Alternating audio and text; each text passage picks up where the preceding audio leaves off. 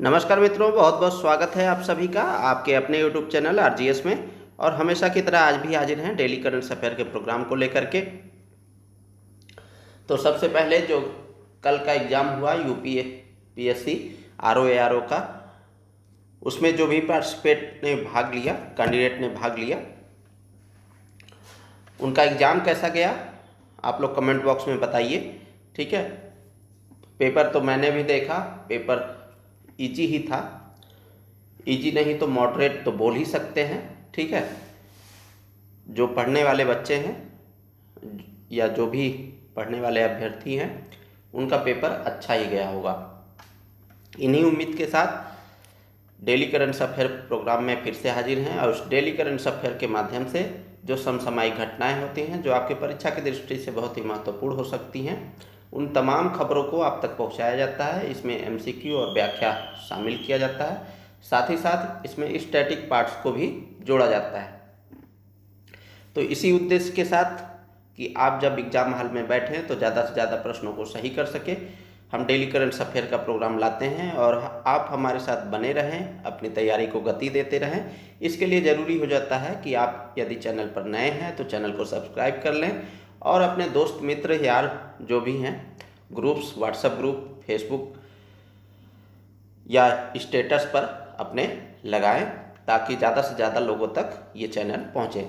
चलिए हम लोग सेशन की शुरुआत करते हैं और देखते हैं पहले प्रश्न की ओर बढ़ते हैं।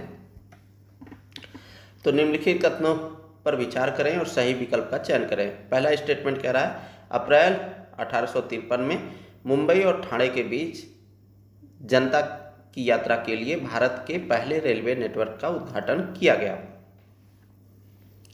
दूसरा स्टेटमेंट कह रहा है, वर्ष 2030 तक भारत में लगभग 125 गीगावाट की नवीकरणीय ऊर्जा क्षमता विकसित करने के साथ साथ प्रतिवर्ष कम से कम 5 मिलियन मीट्रिक टन की हरित हाइड्रोजन उत्पादन क्षमता का विकास करना है।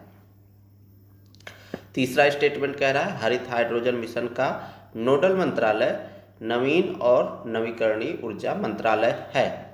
तो यहाँ पर हमें क्या चूज करना है? सही। ठीक है, तो आप सभी को पता होगा कि अभी भारतीय रेलवे ने इंटीग्रल कोच फैक्ट्री में देश के पहले हाइड्रोजन संचालित कोच का सफलतापूर्वक परीक्षण किया है, इसीलिए यह चर्चा में है। ये प्रश्न हरित हाइड्रोजन मिशन से संबंधित है। ठीक है, तो इस संदर्भ में ये तीनों स्टेटमेंट सही है, क्योंकि 1853 में ही मुंबई से ठाणे के बीच पहली बार ऐसा हुआ था कि भारत में जनता की यात्रा के लिए, यानी पब्लिक जो है वो ट्रैवल कर सके, उसके लिए रेलवे चलाया गया था। ठीक है, और 2030 तक भारत में लगभग 125 गीगावाट की नवीकरणीय ऊर्जा क्षमता विकसित करने के साथ साथ प्रतिवर्ष 5 मिलियन मीट्रिक टन की हरित हाइड्रोजन उत्पादन क्षमता का विकास करना है। ठीक है, और हरित हाइड्रोजन मिशन का नोडल मंत्रालय नवीन और नवीकरणीय ऊर्जा मंत्रालय है। तो इस संदर्भ में तीनों स्टेटमेंट सही है। तो सही विकल्प का चयन करना है। तो ऑप्शन ए कह रहा है केवल 1, ऑप्शन बी कह रहा है केवल 2 और 3, ऑप्शन सी कह रहा है 1 और 3 और ऑप्शन डी इनमें से कोई नहीं। तो यहाँ पर हम बढ़ाना चाहेंगे 1, 2 और 3। तो ऑप्शन ए हमारा सही हो जाएगा। तो टाइपिंग एरर है।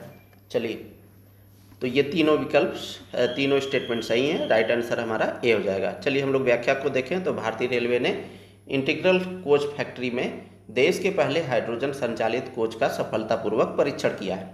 भारतीय रेलवे ने हाइड्रोजन फॉर हेरिटेज पहल 2023 के तहत विरासत स्थलों और पहाड़ी मार्गों पर 35 हाइड्रोजन संचालित ट्रेनों के परिचालन की योजना बनाई है। तो कितनी ट्रेन चलेंगी? 35 ट्रेन। ठीक है, किसके तहत? हाइड्रोजन फॉर हेरिटेज पहल के तहत। और ये कब लाया गया था? 2023 में। इसी व्यापक योजना के हिस्से के रूप में हाइड्रोजन कोच एक महत्वपूर्ण कदम है। यह हाइड्रोजन संचालित train 1200 horse power, 1 horse power बराबर कितना होता है? 1 हार्स पावर बराबर 746 वाट। ठीक है, क्षमता के इंजन से लैस होगी। इस प्रकार यह रेल परिवहन के लिए विकसित दुनिया की सबसे शक्तिशाली हाइड्रोजन प्रौद्योगिकी प्रणाली होगी। यह भारत के राष्ट्रीय हरित हाइड्रोजन मिशन की दिशा में एक महत्वपूर्ण उपलब्धि है। वैकल्पिक ईंधन के रूप में हाइड्रोजन को अपनाने के लाभ क्या होंगे? तो इससे क्या क्या लाभ हो सकता है? तो हरित हाइड्रोजन मिशन 4 जनवरी 2023 को शुरू किया गया था। कब शुरू किया गया था? 4 जनवरी 2023 को। ग्रीन हाइड्रोजन में बैटरी की तुलना में उच्च ऊर्जा घनत्व होता है और इसका बड़ी मात्रा में प्रभावी ढंग से भंडारण परिवहन किया जा सकता है। तो ये पहला जो है लाभ है। दूसरा लाभ क्या है? हाइड्रोजन ईंधन सेल आधारित ट्रेन्स केवल जल वाष्प उत्सर्जित करते हैं। ठीक है, एक डीजल इंजन आधारित ट्रेन को हाइड्रोजन इंजन ट्रेन में बदलने पर लगभग 400 कारों द्वारा वार्षिक CO2 उत्सर्जन के बराबर उत्सर्जन कटौती की जा सकती है। तो यहाँ पर क्या है? ये दूसरा है कि CO2 उत्सर्जन में कमी होगी। तीसरा लाभ क्या है? ग्रीन हाइड्रोजन उत्पादन में कम अवसंरचना निर्माण की आवश्यकता होती है। साथ ही हाइड्रोजन संचालित लोकोमोटिव तकनीकी रूप से मौजूदा रेलवे पटरियों पर चलने में भी सक्षम होते हैं। तो ये तीसरा लाभ है, अलग से कोई अवसंरचना निर्माण नहीं करना पड़ेगा। वैकल्पिक ईंधन के रूप में हाइड्रोजन को अपनाने में मौजूद चुनौतियां कौन कौन सी है? तो ग्रीन हाइड्रोजन उत्पादन की वर्तमान सीमाएं हैं। देश में उत्पादित अधिकांश हाइड्रोजन का उत्पादन स्टीम मीथेन रिफार्मिंग यानी ग्रे हाइड्रोजन के जरिए होता है। भारत के पास नवीकरणीय ऊर्जा स्रोतों से ग्रीन हाइड्रोजन का उत्पादन करने के लिए आवश्यक उच्च क्षमता वाला प्रोटॉन एक्सचेंज मेम्ब्रेन आधारित इलेक्ट्रोलाइजर संयंत्र नहीं है। तीसरा है अवसंरचना की कमी। वर्तमान में भारतीय रेलवे को अपने लोकोमोटिव में हाइड्रोजन के निर्बाध एकीकरण के लिए महत्वपूर्ण सहायक अवसंरचना की कमी का सामना करना पड़ रहा है। मांग में अनिश्चितता बनी हुई है।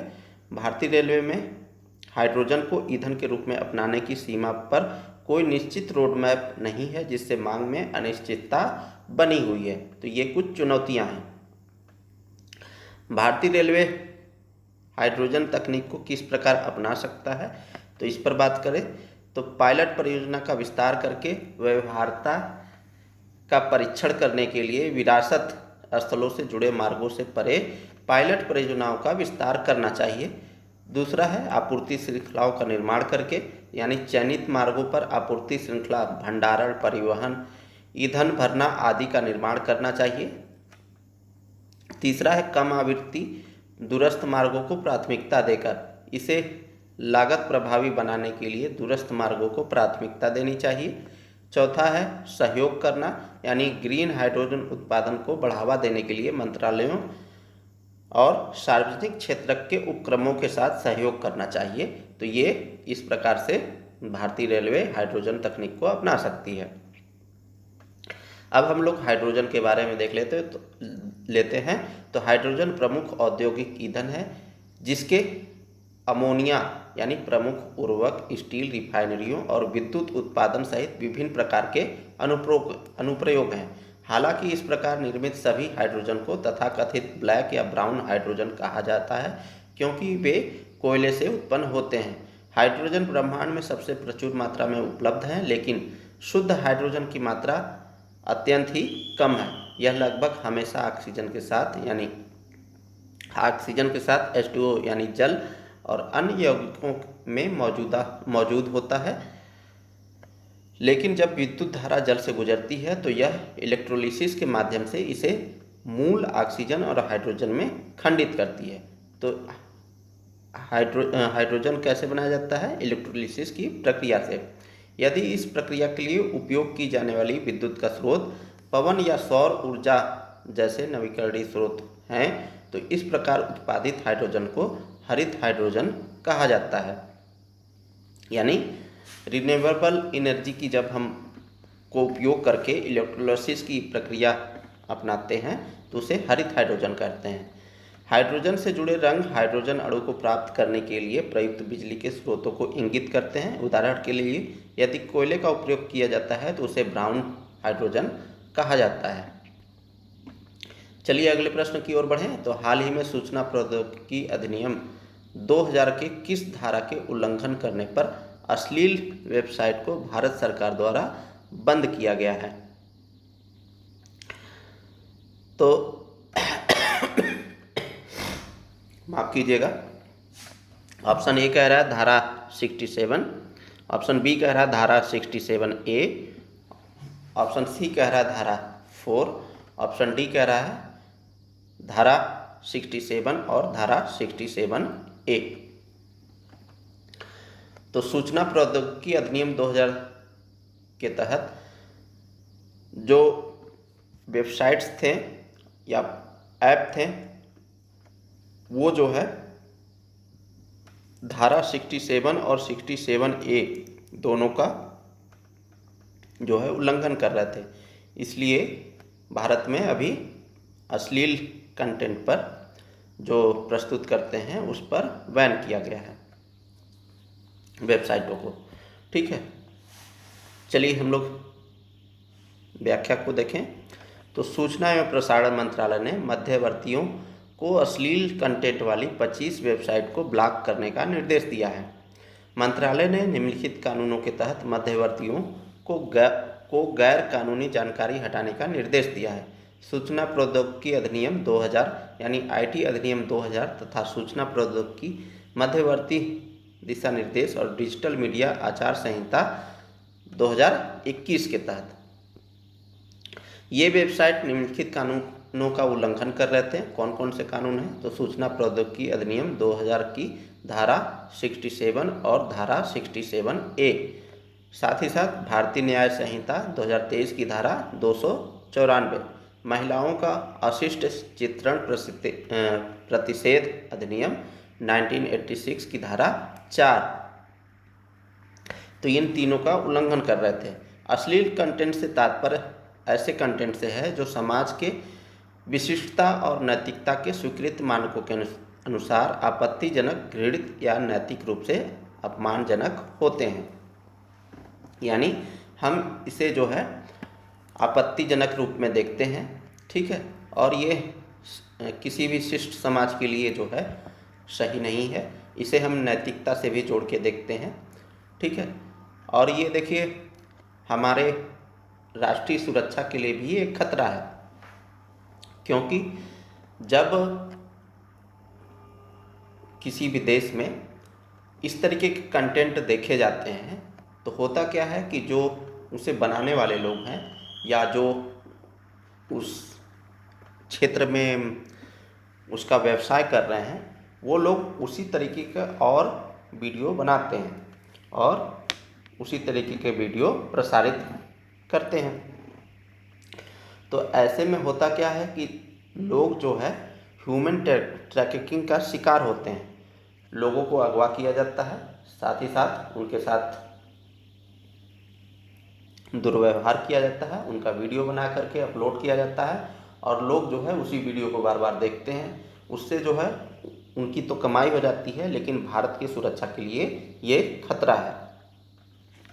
ठीक है, चलिए हम लोग आगे बढ़ें।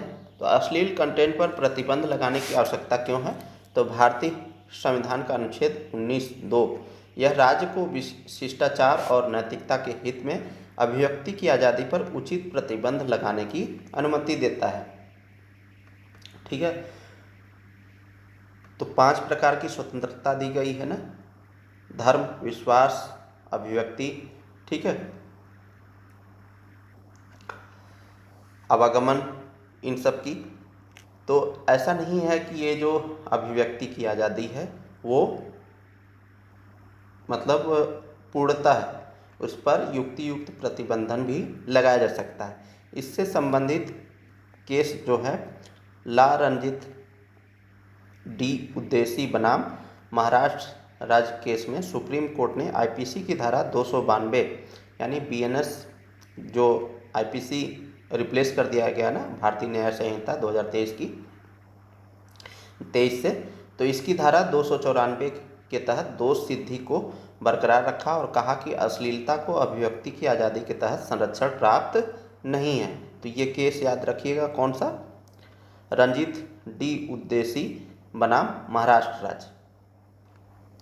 महिलाओं और बच्चों की सुरक्षा के मद्देनज़र भी इसे बंद किया जाना चाहिए। कम उम्र में अश्लील कंटेंट के संपर्क में आने से बच्चों में रिश्तों के बारे में समझ बिगड़ सकती है और महिलाओं को वस्तु के रूप में देखा जाने लगता है। इससे लैंगिक असमानता व हिंसा को बढ़ावा मिलता है। अश्लीलता से सांस्कृतिक और नैतिक मूल्यों का नष्ट होना, इसलिए मिल की हार्म थ्योरी, जो जेएस मिल थे उनकी हार्म थ्योरी है, इसके तहत इस तरह के प्रतिबंध को उचित ठहराया जाता है। इसके अनुसार दूसरों को नुकसान पहुंचाने या सामाजिक सद्भाव को नुकसान पहुंचाने वाली स्वतंत्रता को कानून द्वारा सीमित किया जा सकता है। हार्म थ्योरी के अंतर्गत, यानी किसी को थ्रेट पहुंच रहा हो, किसी को नुकसान पहुंच रहा हो किसी चीज़ से, तो उस स्वतंत्रता को सीमित किया जा सकता है। ठीक है। मिल की हार्म थ्योरी ऑन लिबर्टी 1859 में वर्णित है। तो ये ऑन लिबर्टी, ये बुक है, 1859 में प्रकाशित हुई और इसी में वर्णित है। अब हम लोग देख लेते हैं सूचना प्रौद्योगिकी अधिनियम 2000 की धारा 67 और 67A के बारे में। तो सूचना प्रौद्योगिकी अधिनियम 2000 की धारा 67 और 67A क्रमशः इलेक्ट्रॉनिक रूप से अश्लील सामग्री और यौन रूप से स्पष्ट सामग्री के प्रकाशन या प्रसारण के लिए दंड से संबंधित है। धारा 67 अश्लील सामग्री के प्रकाशन या प्रसारण को दंडनीय बनाती है, जबकि धारा 67A यौन रूप से स्पष्ट सामग्री के प्रकाशन या प्रसारण को दंडनीय बनाती है। चलिए अगले प्रश्न की ओर बढ़ें। निम्नलिखित कथनों पर विचार करें और असत्य कथन की पहचान करें। तो पहला स्टेटमेंट है, एनसीआरबी के अनुसार 2022 में भारत में 13,000 से अधिक छात्रों ने आत्महत्याएं की थी, जो सभी तरह की आत्महत्याओं का 7.6% है। दूसरा स्टेटमेंट है, हाल ही में सुप्रीम कोर्ट ने शैक्षणिक संस्थानों में छात्रों द्वारा आत्महत्या और मानसिक स्वास्थ्य से निपटने के लिए दिशा निर्देश जारी किए हैं।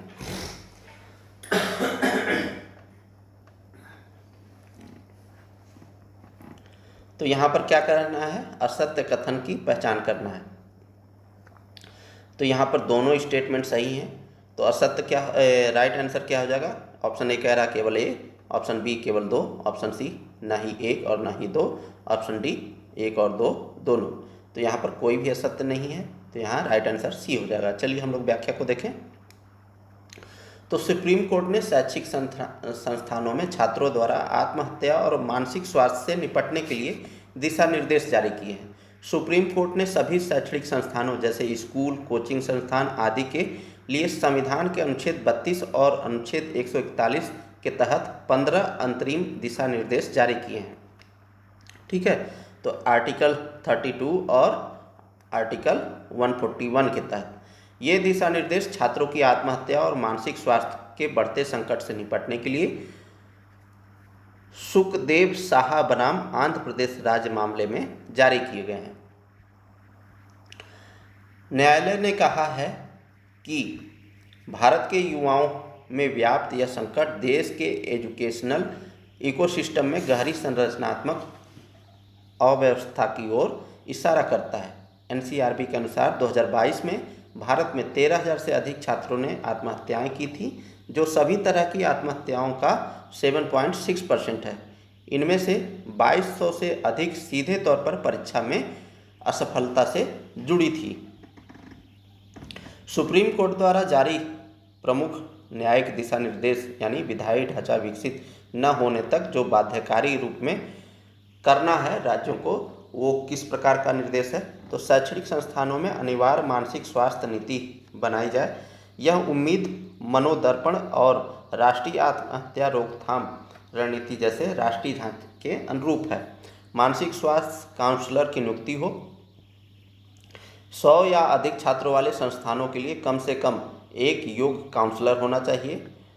ये परफॉर्मेंस पब्लिक शेमिंग करने और कठिन शैक्षणिक लक्ष्यों के आधार पर बैच को अलग करने पर प्रतिबंध लगाते हैं। हेल्पलाइन नंबर जैसे टेलीमानस सहित को परिसरों और छात्रावासों में प्रमुखता से प्रदर्शित किया जाना चाहिए। सभी कर्मचारियों को संकट प्रतिक्रिया और चेतावनी संकेतों की पहचान पर वर्ष में 2 बार मानसिक स्वास्थ्य प्रशिक्षण प्राप्त करना होगा।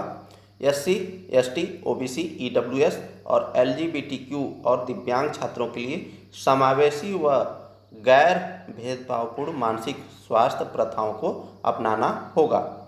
संस्थाओं द्वारा यौन उत्पीड़न, रैगिंग और पहचान आधारित भेदभाव के लिए गोपनीय रिपोर्टिंग प्रणाली स्थापित की जाएगी। साथ ही प्रभावित छात्रों के लिए तत्काल मनोवैज्ञानिक सहायता सुनिश्चित करनी होगी। रुचि आधारित करियर परामर्श और पाठ्येतर गतिविधियों को बढ़ावा देकर परीक्षा केंद्रित तनाव को कम करने का प्रयास करना होगा। तो ये कुछ दिशा निर्देश हैं। मानसिक स्वास्थ्य के महत्व के प्रति कानूनी मान्यता और नीतिगत प्रतिबद्धताएं क्या क्या हैं। तो मानसिक स्वास्थ्य देखभाल अधिनियम 2017 प्रत्येक नागरिक को मानसिक स्वास्थ्य देखभाल सेवाओं तक पहुंच के अधिकार की गारंटी देता है और उनकी गरिमा की रक्षा करता है। इस अधिनियम के तहत आत्महत्या के प्रयास को भी अपराध की श्रेणी से बाहर कर दिया गया है तथा इसे अपराध की बजाय मानसिक स्वास्थ्य से जुड़ी चिंता माना गया है। तो जो आत्महत्या का जो प्रश्न है ये अक्सर जो है मानसिक स्वास्थ्य का ही मामला होता है, क्योंकि ये क्षणिक होता है। और मेरा जो है जो भी अभ्यर्थी देख रहे हों या जो भी कैंडिडेट देख रहे हों या कोई भी आम नागरिक इस प्रश्न को देख रहा हो या मेरी बातों को अभी सुन रहा हो, तो जब भी उसके मन में ऐसा ख्याल आए तो वो एक बार पहले अपने माँ बाप को याद करें। भले ही माँ बाप उनके जीवित हों या मृत हों, उससे नहीं मतलब है। अपने माँ बाप को याद करें और याद कीजिएगा जब वो लम्हा जब आपके माँ बाप ने आपको पैदा किया होगा और पहली बार जब आप उनके गोदी में गए होंगे, तो उस समय क्या खुशी मिली होगी, उस चेहरे को याद कीजिएगा, महसूस कीजिएगा। ठीक है, याद तो नहीं कर पाएंगे, महसूस कीजिएगा। और हो सके तो ऐसे कार्य जो है न कीजिएगा। और ज़िंदगी किसी भी एक क्षण जो है तबाह हो सकती है, लेकिन उस क्षण में हम अपने आप को नियंत्रित कर लें तो आने वाला समय बेहतर हो सकता है। तो चलिए इन्हीं सब अपेक्षाओं के साथ बढ़ते हैं आगे। तो दिव्यांगजन अधिकार अधिनियम 2016 क्या कहता है। तो यह जो है इसके तहत दिव्यांग की परिभाषा का विस्तार करते हुए इसमें मानसिक बीमारी को भी शामिल किया गया है। इससे मनोसामाजिक दिव्यांगता वाले व्यक्तियों को कानूनी सुरक्षा और समानता प्राप्त हुई है। भारत के संविधान के अनुच्छेद 21 के तहत मानसिक स्वास्थ्य जीवन के अधिकार का एक अभिन्न अंग है। जीवन के अधिकार का अर्थ केवल पशुवत अस्तित्व नहीं, बल्कि यह सम्मान, स्वायत्तता और कल्याण से पूर्व जीवन है। केस की बात करें, शत्रुघ्न चौहान बराम भारत संघ के मामले में ये बोला गया था। चलिए अगले प्रश्न की ओर बढ़ें। तो निम्नलिखित तथ्यों पर विचार करें और सही विकल्प का चयन करें। तो DRC की राजधानी किगाली है। दूसरा स्टेटमेंट कह रहा है यह DRC की सेना के खिलाफ सशस्त्र संघर्ष करने वाला नृजाति तुस्सी लोगों का एक समूह है। अभी अटपटांग सा प्रश्न लग रहा है, ठीक है। तो अभी इस प्रश्न को लाने का मकसद ये है कि कांगो सरकार और विद्रोही संगठन M23 नाम से वहाँ पर एक विद्रोही संगठन है, इनके तहत जो है कांगो रिवर अलायंस के तहत शांति के लिए दोहा में एक समझौता पत्र पर हस्ताक्षर हुआ है, इसीलिए यह चर्चा में है। ठीक है, तो इस संदर्भ में पहला स्टेटमेंट तो गलत है, क्योंकि DRC की राजधानी किगाली नहीं है। और दूसरा स्टेटमेंट सही है, DRC सेना के खिलाफ सशस्त्र संघर्ष करने वाला निर्यातित तुत्सी लोगों का एक समूह है। और डीआरसी की राजधानी क्या है, आप लोग कमेंट बॉक्स में बताइए। चलिए हम लोग तब तक व्याख्या देखते हैं। तो कांगो सरकार और विद्रोही संगठन M23 यानी मार्च 23 मूवमेंट ने कांगो रिवर अलायंस के तहत शांति के लिए दोहा में एक समझौता पत्र यानी डिक्लेरेशन ऑफ प्रिंसिपल्स पर हस्ताक्षर किए हैं, इसीलिए यह प्रश्न चर्चा में है। इस समझौते में कतर ने मध्यस्थ की भूमिका निभाई है। तो किसने मध्यस्थ की भूमिका निभाई है, कतर ने।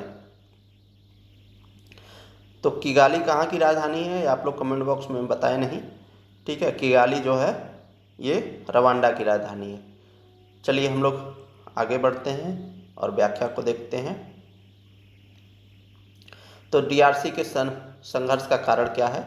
तो डीआरसी के खनिज समृद्ध क्षेत्रों पर अपना प्रभुत्व स्थापित करने के लिए क्षेत्रीय निर्जाति उग्रवादी गुटों ने डीआरसी की सरकार के खिलाफ विद्रोह किया था।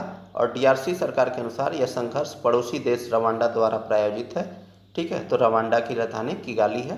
डीआरसी में पाए जाने वाले महत्वपूर्ण खनिजों में कोबाल्ट, तांबा, लिथियम, हीरा, वॉल्फ्रेमाइट, कैसिटेराइट और तेल शामिल है, और इसीलिए यह महत्वपूर्ण हो जाता है। डीआरसी के खनिज समृद्ध पूर्वी क्षेत्र पर कब्जा करने की प्रतिस्पर्धा में लगे 100 से अधिक हथियारबंद समूहों में M23 सबसे शक्तिशाली है, और यहाँ पर जो है वहाँ अपना विरोध दर्ज करता रहता है।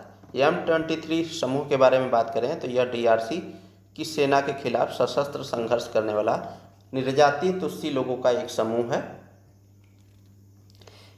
इस विद्रोही गुट ने रवांडा के समर्थन से वर्ष 2022 में डीआरसी सेना के विरुद्ध अपना विद्रोह शुरू किया।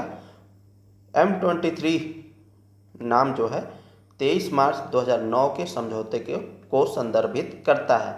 इस समझौते ने पूर्वी कांगो में पिछले तुत्सी गुट के विद्रोह को समाप्त कर दिया था। संयुक्त राष्ट्र के अनुसार 1 साल से ज़्यादा समय से M23 गुट ने डीआरसी के रुबाया के कोल्टन खनन क्षेत्र पर नियंत्रण कर रखा है। कोल्टन खनिज का इस्तेमाल स्मार्टफोन और दूसरे उपकरणों के उत्पादन में किया जाता है। भौगोलिक अवस्थिति देख लें, कहाँ की, डीआरसी की यानी डेमोक्रेटिक रिपब्लिक ऑफ कांगो की। तो इसकी अवस्थिति कहाँ पर अवस्थित है, यह मध्य अफ्रीका में स्थित एक देश है और लैंडलॉक्ड कंट्री है, यानी स्थलरुद्ध देश है। और स्थलरुद्ध देश का मतलब क्या होता है, जिसके चारों तरफ कोई दूसरे देश मौजूद हो या स्थलखंड मौजूद हो, ठीक है, और उसकी सीमा समुद्र से न लगती हो, तो उसे स्थलरुद्ध देश कहते हैं। तो डीआरसी भी एक स्थलरुद्ध देश है। सीमावर्ती राष्ट्र की बात करें तो अंगोला, कांगो गणराज्य, सेंट्रल अफ्रीकन रिपब्लिक, दक्षिणी Sudan, Uganda, Rwanda, Burundi, Tanzania, Zambia, ये सब सीमावर्ती राष्ट्र हैं। तो ये सूडान की सीमा नहीं लगती है, बल्कि दक्षिणी सूडान की सीमा लगती है, ठीक है। युगांडा की लगती है, ठीक। उसके बाद रवांडा की लगती है, ये रहा रवांडा। फिर तंजानिया की लगती है, मलावी की लगती है, यहाँ पर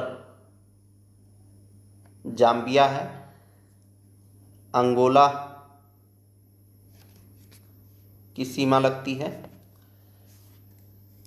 रिपब्लिक ऑफ कांगो इसकी सीमा लगती है, सेंट्रल अफ्रीकन रिपब्लिक यानी मध्य अफ्रीकी गणराज्य की सीमा लगती है। तो ये सब सीमा लगती हैं। सीमावर्ती जल निकाय की बात करें तो यह अटलांटिक महासागर यानी छोटी तटरेखा जो है यहाँ पर लगती है। संघर्ष क्षेत्र की बात करें तो नॉर्थ किवू, साउथ किवू और इतूरी प्रांत, इन्हीं क्षेत्रों में संघर्ष की स्थिति देखी जा रही है। भौगोलिक विशेषताओं की बात करें तो प्रमुख नदियाँ नदियों की बात करें तो यहाँ पर कांगो नदी यानी अफ्रीका की दूसरी सबसे लंबी नदी जो भूमध्य रेखा को 2 बार पार करती है, यहीं से होकर के बहती है।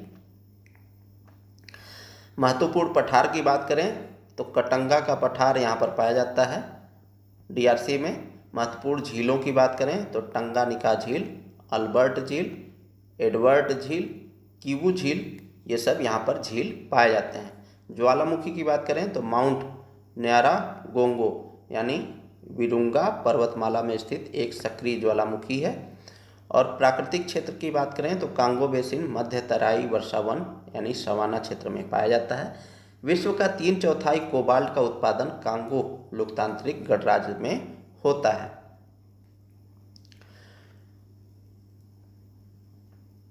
तो ये रहा दोस्तों आज के लिए डेली करंट अफेयर का प्रोग्राम। उम्मीद करते हैं आप लोग इससे अपनी तैयारी को गति दे रहे होंगे, अपने शॉर्ट नोट्स बना रहे होंगे। और देखिए, किसी भी एग्ज़ाम के लिए आपको सतर्कता के साथ समय तो देना पड़ेगा, ठीक है।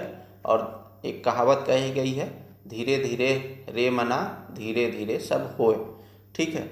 मालिश खींचे 100 घड़ा तब जाके फल होए। तो आप जो है अपने प्रयास को जारी रखें, धीरे धीरे ही सही प्रयास जारी रखें और कंटिन्यूअस जारी रखें। कोई भी एग्ज़ाम हो, कोई भी सफलता हो, एक दिन में नहीं मिलती है। हाँ, एक दिन ज़रूर मिलती है, लेकिन उसे क्रमबद्ध रूप से सही स्ट्रेटजी के साथ उसे जारी रखा जाए, तब वो सफलता ज़रूर मिलती है। तो इन्हीं सब बातों के साथ उम्मीद करते हैं आप लोग जो है डेली करंट अफेयर का प्रोग्राम ये डेली कर रहे होंगे। और दोस्तों, इस समय गला ख़राब है तो माफ़ी चाहते हैं, आवाज़ में थोड़ी सी नरमी है, ठीक है। तो मिलते हैं किसी अन्य वीडियो में, तब तक के लिए बहुत बहुत धन्यवाद, बहुत बहुत शुक्रिया। जय हिंद दोस्तों।